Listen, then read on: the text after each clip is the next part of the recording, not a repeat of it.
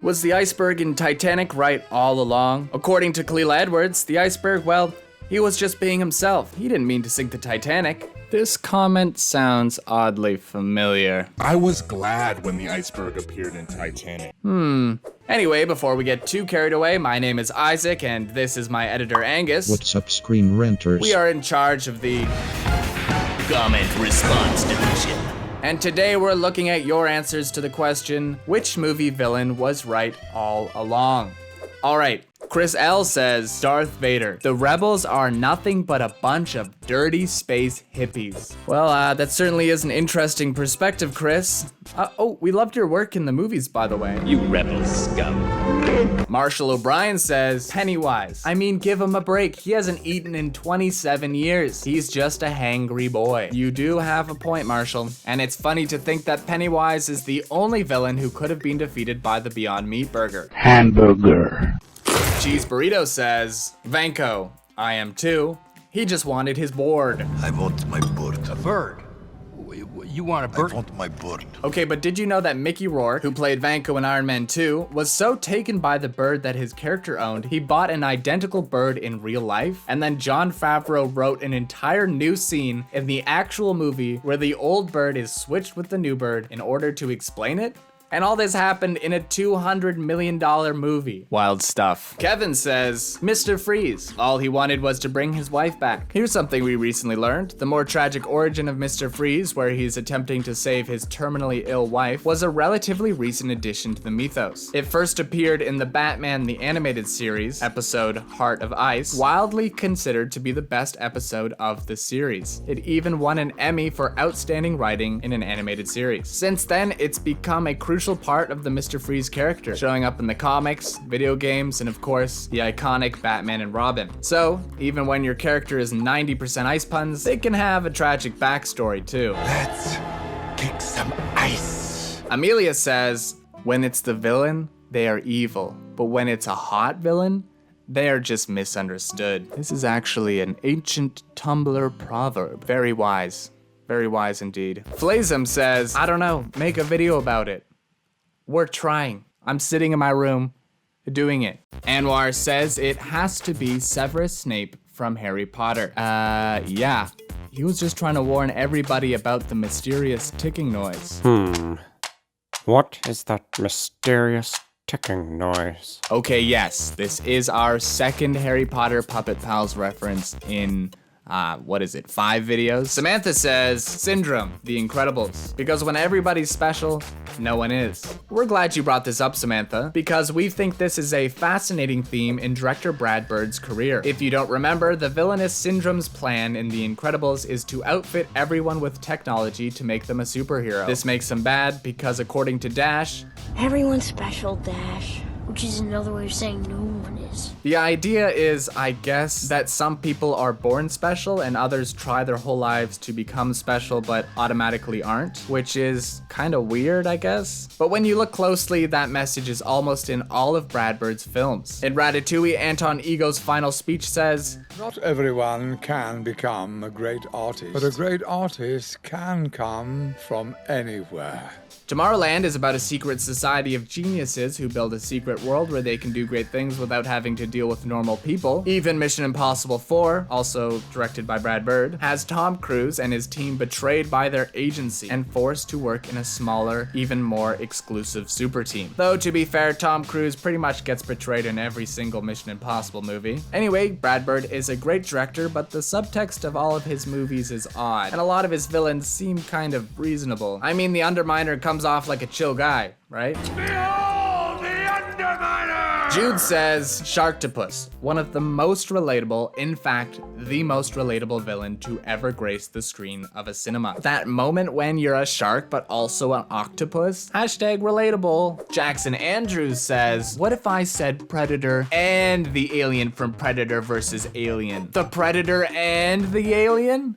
But whoever wins we lose. Thanos says Sam Raimi's Sandman. He's a small-time thug who has a wife and sick daughter, so he steals money to help get the treatment to cure her. We have to agree, the Sandman was a great character who was underserved by the movie he was in. Though the Uncle Ben twist doesn't make much sense, Sandman's story is otherwise pretty solid. The visualization of his powers is super cool. It's also, as Thanos points out, very hard to root against a guy who's just trying to save his daughter. Thomas Hayden Church is perfectly cast as well and lends the character a lot of pathos. It's great that both the guys from Sideways ended up playing Spider-Man villains. I think superhero movies should cast more guys having midlife crises as villains. Is it too late to get the cast of grown-ups in the new Batman? Leroy says, all of the dinosaurs in Jurassic Park / World, they're literally just vibing. First rule of Jurassic Park, good vibes only. Read the sign, guys, read the sign. Yo, when he says life finds a way, we think good vibes find a way. Crow says, Sid from Toy Story. He was just being inventive. It's not like he knew they were living. For sure, this has definitely been said on the internet before, but all it takes is a small perspective shift to take Toy Story from a fun family romp to an existential Cronenberg-esque horror film. Sid has a cameo in Toy Story 3 as a garbage man, but what he really needs is a redemptive arc where he makes peace with the toys. Maybe he starts rescuing broken toys or repairs them like that old man does from Toy Story 2. I just feel bad for Sid. He's probably haunted by the memories of a cowboy doll from a weird 1950s TV show and has no idea why. Darth Kai says, the tornado in Twister. He just had a lot going on at the time, what with the divorce, son in rehab, and the housing market crashing, was just in a bad place at the time. I think the only thing that can make him more sympathetic is if he was played by, Paul Giamatti from the movie Sideways. The nooks and crannies he could have explored with that character. Peter Parker says, I mean, when Ultron woke up, the first thing he saw was the internet, and TBH, if that's the first thing I saw, then I would want to eliminate human life as well. What do you guys think was like the final thing that sent him over the edge into pure evil? Because I have a feeling it was probably this. Watch My Cartoon says, Shere Khan. He said Mowgli gonna burn down the forest, and that's exactly what Mowgli did. Poor tiger. One of the more interesting things the new Jungle Book did was reintroduce an element of moral ambiguity to the story, one that was actually removed from the original Disney version. In both the book and the new film, Mowgli isn't entirely heroic, at least not automatically. While his use of human tools like fire and traps save his life from Shere Khan, they also do extensive damage to the jungle, and are proof that he's gotta leave. So yeah, the Idris Elba Shere Khan is just kind of watching out for the entire jungle. We think that's probably for the best. Turnip Plays says, Vulture was just trying to make a living and Iron Man ruined it. He never killed anybody and even refused to kill Peter. I know! The main takeaway from the new solo Spider-Man movies is not that there are lots of bad guys out to get Spider-Man, but that Iron Man treated his employees really badly. He renamed my life's work. Barf. He even went full circle back into weapons dealing by building dangerous drones and giving them to irresponsible teenagers. I'm pretty sure we can make a whole video about this. So we got a few Thanos comments, and we kind of get it. He's a cool looking villain and he's got a noble goal, but don't you think there are different ways he could have gone about it? Okay, imagine if Thanos had a big button that could destroy half the universe, and he decided to push it in order to make life better for the half that survived. Now that wouldn't be the right thing to do, but as an audience, I think we could at least understand why he did it.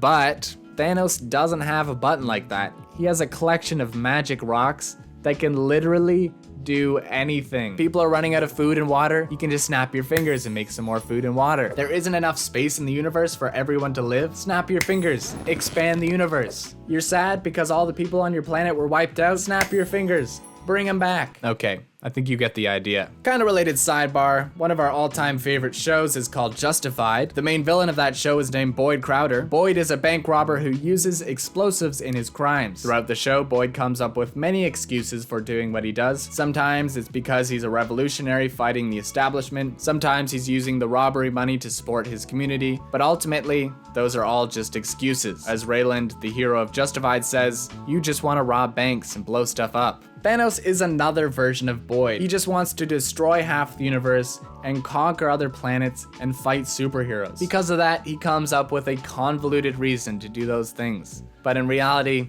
he kind of just wants to fight people. And Let's be honest, he was probably bored as hell on that farm. Alright, so that's it for our video this week. Let us know what your thoughts are. And check out the community tab on the ScreenRant channel page if you want to answer one of our questions. And as always, remember to subscribe to ScreenRant for more Titanic iceberg apologism.